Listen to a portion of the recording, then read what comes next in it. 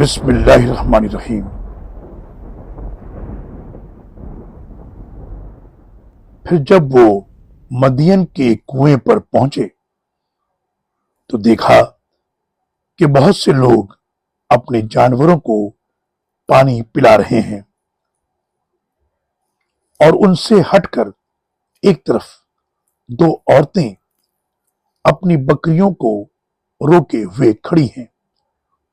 मूसा ने पूछा, तुम्हारा मामला क्या है? कहने लगी, हम उस वक्त तक पानी नहीं पिला सकती जब तक ये चरवाहे न लौट जाएं, और हमारा बाप बहुत बूढ़ा आदमी है। चुनांचे मूसा ने उनकी बकरियों को पानी पिला दिया। फिर एक सायेदार जगह पर जाकर बैठे और कहा,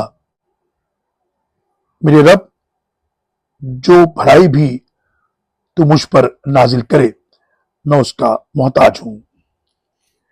इतने में उन औरतों में से एक शर्माती हुई आई और कहा, आपने हमारी बकरियों को पानी पिलाया है तो हमारा बाप आपको बुलाता है ताकि आपको सिला दे।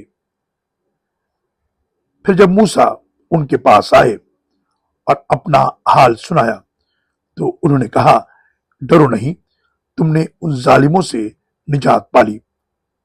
उनमें से एक बोली, अब्बा जान, इसे अपना नौकर रख लीजिए। यकीनन बेहतरीन आदमी जिसे आप रखना चाहें यही हो सकता है जो ताकतवर और अमीन हो।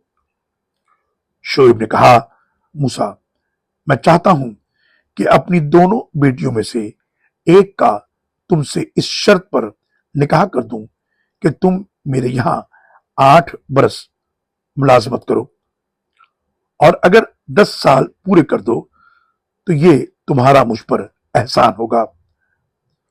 मैं इस मामले में तुम पर सख्ती नहीं चाहता। इंशाअल्लाह तुम मुझे एक खुश मामला आदमी पाओगे।